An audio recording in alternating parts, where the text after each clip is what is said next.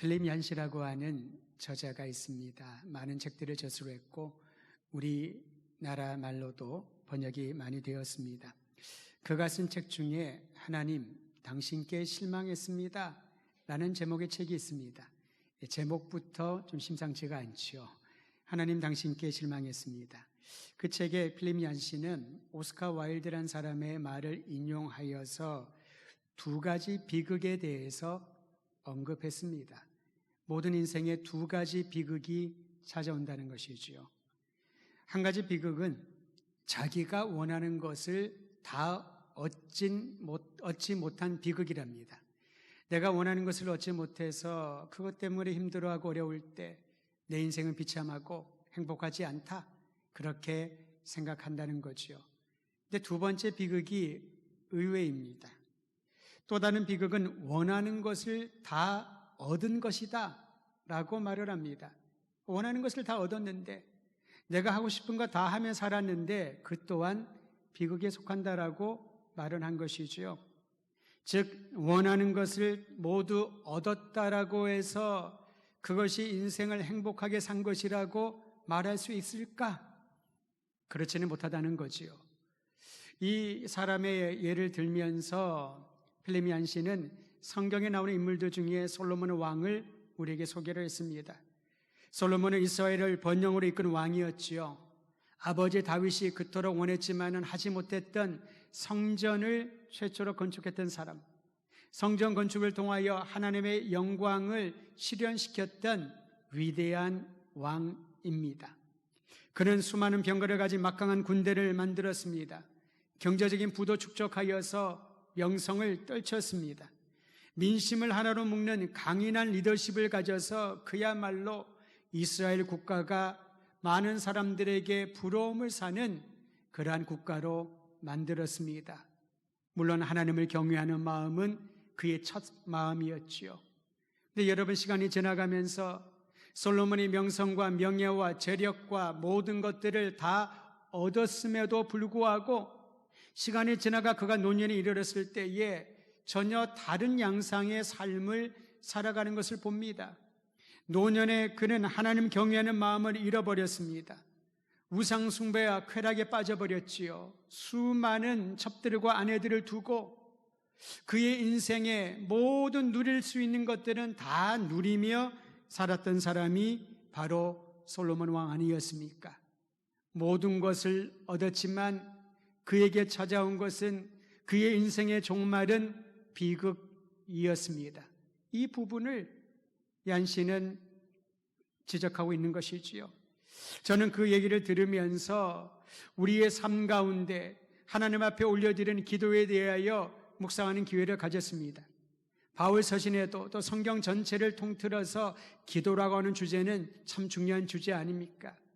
근데 우리가 기도를 생각할 때마다 이런 생각을 합니다. 내가 원하는 것이 다 이루어져야, 모든 응답이 이루어져야 그 사람의 인생은 참으로 행복한 인생이라고. 반대로 내가 올려드린 기도, 내가 그렇게 온전히 간절한 마음으로 드렸던 기도가 응답되지 않는 것처럼 느껴질 때 사람들은 좌절하고 하나님께 실망하고 있는 것입니다. 사랑하는 성도 여러분, 기도는 하나님의 뜻을 알아가는 과정이요, 하나님이 우리를 통하여 역사하시는 방식이 무엇인지를 발견하는 축복의 통로인 줄을 알고, 오늘 말씀 가운데 교회를 위하여 기도하는 사도 바울의 기도에서 우리가 부름받은 교회로 어떻게 살아가야 할 것인지를 발견하는 은총의 시간이 되기를 간절히 소망하는 것입니다. 바울이 말하는 교회는 제도나 조직체가 아닌 걸 우리는 알고 있습니다. 그리스도의 영광스러운 몸으로 성도들의 공동체를 교회라고 말합니다. 즉, 교회를 위한 기도는 성도들을 위한 기도입니다. 그리스도의 백성들이, 그리스도의 사람들이 어떻게 살아야 할 것인지를 간절히 기도하는 내용을 고로새서 말씀에서 찾게 되는 것입니다. 첫 번째, 바울은 신령한 지혜와 총명으로 하나님의 뜻을 아는, 하나님 아는 지식으로 채워지기를 교회를 위하여 기도했습니다. 여러분, 어떤 일을 위하여 기도하나요? 물론 우리의 가족을 위한 기도, 우리 자신을 위한 기도, 특별한 긴급한 상황을 놓고 하는 기도, 중요한 기도 제목일 것입니다. 그런데 교회를 위하여, 그리스도의 몸인 공동체를 위하여 기도할 때 우리가 쉬지 않고 끊임없이 기도해야 될 제목이 여기에 나옵니다. 지혜와 총명의 영을 주시어 하나님의 뜻을 알아가는 성도들 교회 되게 하여 주시옵소서. 교회 안에, 우리가 교회 안에 있다는 이 말은 하나님의 뜻을 듣게 된다는 말이지요. 하나님의 계획을, 하나님을 아는 지식이 날마다 더해진다는 의미가 내가 교회 안에 있다, 교회에 속해 있다는 의미인 줄 믿어야 할 것입니다. 하나님의 뜻을 아는 지식은 우리의 노력이나 연구의 결과로 얻을 수 있는 것이 아닙니다. 특정한 사람들에게 주어지는 그런 신비한 지식이 아니라는 것이지요. 하나님을 아는 지식은 오직 하나님에 의해 주어지는 은혜로운 선물입니다. 주님이 주시는 선물이고 우리는 그 선물을 소유하고 받게 되는 것입니다. 사랑하는 성도 여러분, 세상과 구별되는 교회에게 주신 하나님의 뜻을, 하나님을 아는 지식이 날마다 더해지는 우리 더드림 교회 믿음의 성도들 되기를 주님의 이름으로 축원하며 기도하기를 소망합니다. 그러기에 하나님의 계시의 말씀인 성경이 참으로 중요합니다. 우리가 기도 가운데 하나님의 뜻을 분별한다는 것이 무엇을 말할까요? 하나님의 말씀인 성경을 붙들고 그 말씀을 통하여 기도하지 아니하면은 하나님의 뜻을 분별하기가 어렵다라는 것입니다. 성경은 예수가 그리스도라는 믿음을 우리에게 가르쳐 줍니다. 그리스도 예수를 통하여 주신 구원의 은총의 실체를 우리에게 알려줍니다. 또한 온전한 사람으로 변할 수 있는 영적인 동기와 능력을 더하여 주는 것이지요. 저는 하나님의 말씀인 이 능력인 성경을 가까이 하는 삶의 습관이 우리 모든 성도들의 삶이 되기를 간절히 소원합니다. 우리는 성경을 생명의 양식이라고 종종 비유하지 않습니까? 참 적합한 비유라고 봅니다. 우리에게 육적인 양식이 필요합니다. 음식을 먹지 못하거나 먹을 수 없는 상황이 얼마나 고통스럽습니까?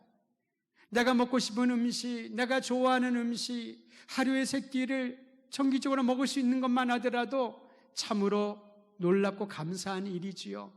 그런데 여러분, 영적인 양식이라고 말하는 하나님의 말씀을 날마다 먹지 않고 영적인 양식이 채워지지 아니하여서 메말라가고 굶주려가는 우리의 영적인 상태를 알지 못하며 그저 살아간다면은 이처럼 비참한 인생은 없을 것입니다.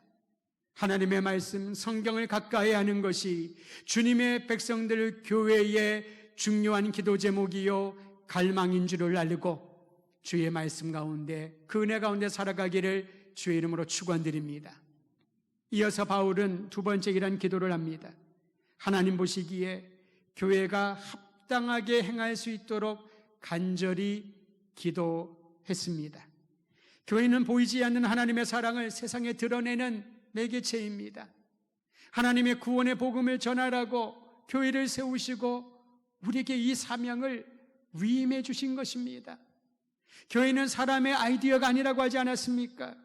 교회의 주인이신 그리스도의 영광을 드러내는 일, 생명의 복음을 증거하는 일이 여러분과 저가 교회로 모인 우리들이 평생 감당해야 될 사명인 줄 알고 날마다 이 일을 위하여 걸어가야 할 것입니다. 하나님의 바울이 하나님께 드렸던 간절한 기도는 하나님 보시기에 합당한 교회가 가져야 될 4가지 요소를 우리에게 가르쳐 줍니다. 여러분 한번 저를 따라해 주시길 바랍니다. 열매 맺고 자라나고 능하게 되고 감사하는 교회 되게 하소서. 이 4가지가 하나님 보시기에 합당한 길을 걸어가는 교회의 삶인 것입니다. 열매 맺고 자라나고 힘을 얻고 일상이 감사로 채워지는 삶을 살아가는 교회 말이지요.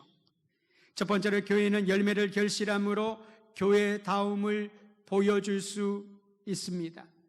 열매는 생명을 뜻합니다. 결국 죽은 나무에서 열매를 맺지 못합니다. 요즘 조화가 많이 있지 않습니까? 정말 진짜보다 더 진짜 같은 그런 가짜 나무들과 열매들을 우리는 쉽게 볼 수 있습니다. 만져봐야 합니다. 향기를 맡아봐야 합니다. 어떤 조화에는 향기까지 향수를 뿌려서 정말 진짜 꽃처럼 그렇게 착각하게 만드는 기술도 있다고 합니다. 그러나 분명한 것은 열매를 맺지 못하면 그것은 생명이 없는 것이지요. 살아있는 나무가 아닌 것입니다. 열매는 저절로 맺지 않습니다.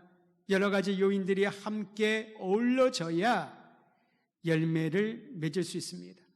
좋은 토양에 건강한 씨가 뿌려져야 되고요. 양분이 공급되고 적절한 기온과 햇빛과 수분이 필요합니다. 무엇보다도 열매를 잘 맺을 수 있도록 돌보는 손길이 있어야 되지요. 농부의 손길입니다. 요즘 여러분 직거래 마트 그런 거 많이 생기는 거 아시지요? 농수산물 또 축산물 같은 것들을 직거래로 해서 농부들이 그 땀 흘려 얻은 그 결실들을 소비자들에게 신선한 상태로 공급하는 그런 마트들이 많이 생겨나고 있습니다. 저도 한번 간 적이 있는데요. 거기에 보니 이 작물을 수확한 농부의 사진과 이름이 붙여 있습니다. 마음이 따뜻함을 느꼈습니다. 자부심을 느꼈습니다. 그 사진과 그 이름에서 당당함을 느꼈던 것입니다. 이 결실은, 이 열매는 내가 1년 동안 애쓰고 땀 흘려 얻어서 최상의 것을 필요로 하는 사람들에게 공급한다는 그런 메시지가 사진 한 장, 이름이 붙여있는 사진 한 장에서 전달되는 것을 느꼈습니다. 교회가 바로 그러해야 된다는 것이지요. 교회를 볼 때마다 열매 없는 이들이, 생명이 없는 이들이 생명의 열매이신 예수 그리스도를 만나고, 교회를 볼 때마다 하나님의 영광을 발견하고, 교회를 통하여 굶주린 이들에게 영양가를 줄 수 있는 건강한 열매를 공급하는 것이 바로 교회가 기도하고 갈망해야 될 첫 번째 요인인 것입니다. 우리는 열매를 맺고 있는가? 열매를 맺으려면 땀과 희생과 헌신이 있어야 됩니다. 그냥 홀로 자라는 것이 아니지 않습니까? 그냥 놔두면 열매를 잘 맺는 것이 아니잖아요. 최상의 것을 맺을 수 있도록 주님이 위임하신 복음의 사명을 우리 더드림 교회가 감당할 때에 그 열매를 통하여 잃어버린 영혼들의 생명을 얻고 주님의 영광이 드러날 줄 믿으시기를 바랍니다. 두 번째, 교회를 위한 기도가 있습니다. 그것은 열매 맺는 교회가 자라날 수 있도록 기도하고 갈망하라는 것입니다. 열매를 맺는 것과 자라나는 일은 항상 연결되어 있지요. 열매를 맺는다는 것, 자라난다는 것입니다. 성장한다는 의미입니다. 미국의 대표 교회 중에 하나인 윌로 클릭이라는 교회가 있습니다. 시기적으로는 좀 오래전이었습니다마는 그때의 그들이 우리에게 공급한 이 자료가 여전히 지금도 큰 도전과 메시지가 되고 있습니다. 2004년에 한창 윌로 클릭 교회가 폭발적인 성장을 하고 미국 전역에 캠퍼스 교회들을 세우고 복음을 전하며 사역을 했을 때에 성도들을 대상으로 설문조사를 했다라고 합니다.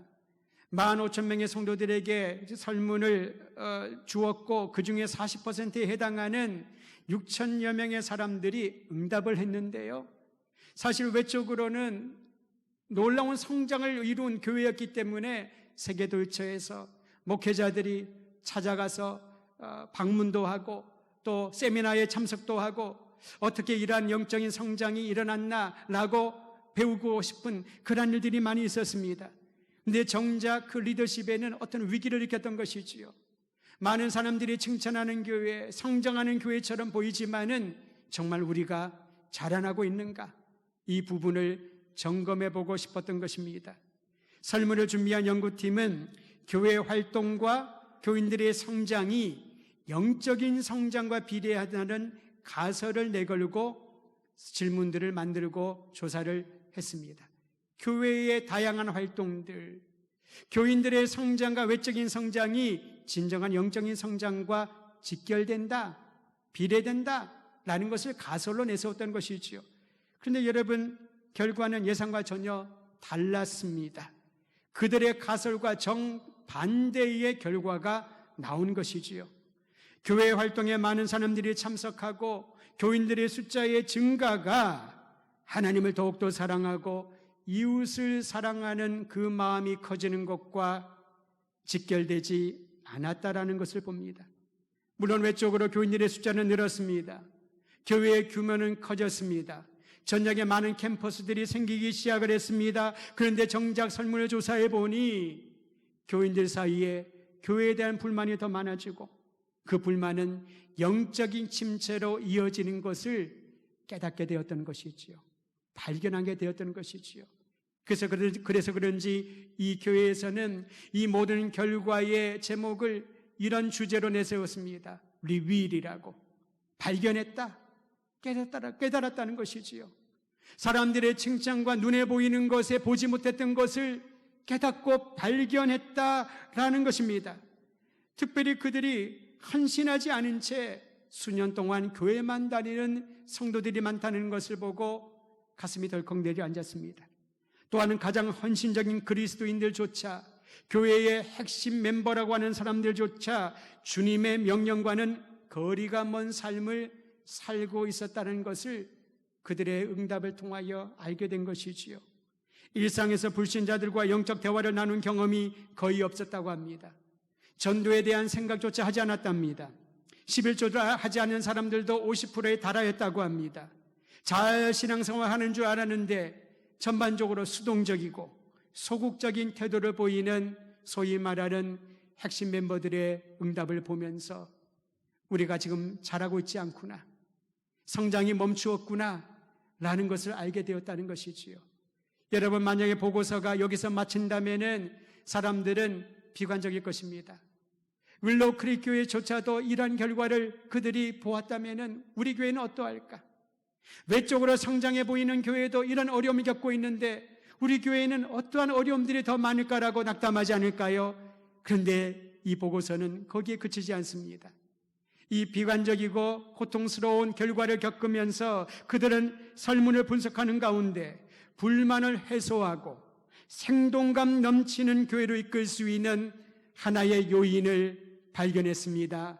그리고 이 하나의 요인은 4가지 과정으로 실천할 수 있도록 방안까지 제시하게 되었습니다.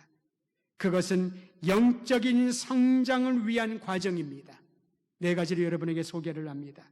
그리스도를 알아가고 그리스도 안에 성장하고 그리스도와 친밀하며 그리스도 중심의 삶을 살아야 영적인 성장의 궤도에 오른다라는 중요한 영적 원리입니다. 다시 한번 말씀을 드립니다. 내가 신앙생활을 하면서 그리스도를 알아가는가? 그리스도 안에서 자라가고 있는가? 그리스도와 친밀한 관계 안에 들어가 있는가? 그리스도가 내 삶의 중심이 되고 있는가? 이 4가지, 그리고 그것은 하나로 집약되고 있지요. 예수 그리스도가 내 삶의 주인인가의 여부에 따라서 영적인 성장의 열매가 달라진다는 것입니다. 사랑하는 성도 여러분, 주님의 부르심을 받고 주님의 영광을 위하여 주의 복음의 메시지를 전하는 대리인으로서 교회가 오늘 이 사회 안에 살아있다면 우리를 성장하게 하시는 예수 그리스도를 주인 삼아 그분과 날마다 동행하는 인생 되기를 소망해야 할 것입니다. 내가 원하는 것을 얼마나 많이 얻었는가? 나는 신앙생활을 하면서 즐겁고 행복한가? 그 동인이 그리스도 예수가 내 인생의 중심에 계시는가의 여부에 있다는 것을 기억하면서 예수님 한 분만을 바라보며 살아가는 교회 되기를 주의 이름으로 축원드립니다. 3번째로 11절은 교회는 강한 능력이 있어야 한다라고 말합니다. 교회를 능하게 하시고라는 이 기도 제목은 교회가 이 사회에서 영향력 있는 교회가 되기를 소망하는 간절한 기도요 요청입니다. 간혹 사회적 성공을 이룬 인물들이 많이 다니는 교회가 영향력이 있는 교회, 사회의 입김을 바로 불어넣을 수 있는 교회라고 생각하는 분들이 있을 수 있을 것입니다. 교회 성도들 중에서 정치인이 있고 사업가가 있고 법조인이 있고 많은 학자들이 있고 장군들이 있고 유명한 연예인들이 있고, 그러면 그것이 많은 영역에 있어서 도움이 될 것이라고 그렇게 생각하는 분들이 있는지 모르겠습니다. 근데 여러분, 교회가 사회 모든 영향에 영향을 끼칠 수 있는 힘은 어디서 오나요? 사회적인 성공을 가진 인물들을 많이 보유해야, 또한 많은 활동들을 통하여 사회에 공헌을 할 수 있어야 영향력을 끼치는 힘을 가졌다라고 말하는 것은 아니라는 겁니다. 성경은 오늘 우리에게 그 힘은 하나님으로부터 임하는 능력이라고 말합니다. 그 교회가 어느 지역에 위치해 있든지, 그 교회 구성원들이 어떤 상태에 있든지, 주님의 교회는 주님이 주시는 힘을 받을 때에 진정한 능력을 바라는 교회가 된다라고 오늘 성경은 가르쳐주고 있습니다. 하나님으로부터 임한 능력을 가지면은 환난 가운데서도 기뻐하며 참고 인내할 수 있게 되는 것이지요. 여러분, 성경에 있는 말씀 중에 가장 힘든 구절이 무엇이던가요? 항상 기뻐하라, 쉬지 말고 기도하라, 범사에 감사하라. 아름다운 말이지만은 그 말이 그대로 되어지던가요? 내가 어느 정도 힘이 있을 때는 가능해진 것처럼 보이지만은 내 육신에, 내 영혼의 힘이 다 빠져나간 것처럼 무기력하고 아무것도 할 수 없을 때 우리가 엎드려져서 기도할 수 있던가요? 찬양할 수 있던가요? 행복하며 기뻐할 수 있던가요? 그렇기 때문에 하나님이 주시는 능력이 필요한 것입니다. 교회를 교회되게 하고 성도들의 삶을 고난 가운데, 모든 상황 가운데서 참고 견딜 수 있게 하는 능력은 오직 우리의 아버지이신 생명의 근원이신 하나님으로부터 오는 능력인 줄을 믿고, 오늘 예배드리는 성도 여러분, 또한 가정에서 예배드리는 믿음의 동력자들이여, 위로부터 임하는 능력을 덧입는 이 시간 되기를 주의 이름으로 축원드립니다. 그러면 삶의 변화가 나타난다는 겁니다. 일반적으로 힘이 있으면 약한 사람들을 쉽게 여깁니다. 군림하려고 하는 경향이 있습니다. 약한 사람의 말을 잘 듣지 않는 그런 분위기가 조성되지요. 하나님의 교회에 힘을 주시고 능력을 주신 이유가 있답니다. 하나님의 사람 그리스도인들에게 힘을 주시고 지혜와 재력을 주신 이유가 있다는 것입니다. 약한 사람을 섬기라고, 연약한 이 사회를 섬기라고 주님께서 힘을 주신 것입니다. 하나님의 능력으로 강해진 교회가 이 세상 안에 들어가 세상에 희망을 주는 대한 공동체로 살아가는 것이 우리 주님이 계획하신, 그리고 주님이 교회를 향한 뜻인 줄을 알고, 성도 여러분, 당당하고 담대하게 주님의 주신 능력으로 생명의 복음을 전하는 입과 발이 되시기를 주의 이름으로 부탁드립니다. 마지막 네 번째로, 교회를 위한 기도에서 우리가 어떻게 걸어야 할지를 발견합니다. 12절, 교회의 일상은 하나님께 감사가 넘치는 삶이라는 겁니다. 하나님의 영광을 드러내는 교회의 특성은 감사가 넘쳐난다는 것입니다. 우리는 언제 감사하나요? 내가 좋고 내 기분이 감사할 만한 이유가 생겼을 때에 감사합니다. 성경의 감사는 모든 상황 속에서 감사하라고 말합니다. 고난 가운데 있을지라도 그 고난 가운데 빛으로 임하신 하나님, 나에게 영원한 기업을 주신 하나님이 감사의 대상인 줄 믿으시기를 바랍니다. 하나님이 주신 영원한 기업의 내용이 오늘 말씀에 기록되어 있습니다. 13절과 14절 우리 한 목소리로 읽도록 하지요. 13절과 14절입니다. 시작. 그가 우리를 흑암의 권세에서 건져내사 그의 사랑의 아들의 나라로 옮기셨으니 그 아들 안에서 우리가 속량 곧 죄사함을 얻었도다. 이것이 다입니다. 우리가 감사하는 것은 건강해서 감사할 수도 있고, 자녀들이 행복하게 잘 살아서 감사할 수도 있고, 내가 원하는 것이 이루어져서 감사할 수도 있고, 좋은 사람들을 만나게 하셔서 감사할 수도 있고, 감사의 그런 요소들이, 제목들이 많이 있을 것입니다. 근데 여러분, 그것들을 다 내려놓는다 할지라도 우리가 하나님께 감사해야 될 분명한 이유가 여기에 나옵니다. 암흑 가운데 있던 이들을, 나를 하나님의 사랑하시는 아들의 나라로 빛의 나라로, 영원한 생명의 나라로 우리를 이사시켜 주신 것입니다. 이동시켜 주신 것입니다. 신분을 바꾸어 주신 것이지요. 이 땅에 속한 사람이 아니라 영원한 주님의 나라의 시민으로, 자녀로 우리의 신분을 바꾸어 주셨기에 이 한 가지 축복, 영원한 기업으로 인하여 감사가 그치지 않아야 할 것입니다. 또한 우리를 자녀 삼아 주셔서 구원에 동참하는 축복을 주신 하나님으로 인하여 감사가 그쳐지지 않는 것이지요. 여러분, 이 감사의 이유로 다른 어떤 것보다 하나님께서 우리를 구속하시고 속량해 주시고 우리를 하나님의 아들의 나라의 시민 삼아 주신 것으로 감사하는 여러분과 제가 우리 교회가 되기를 간절히 소원합니다. 그러면은 감사의 이 삶이 우리의 교회의 기초가 될 것입니다.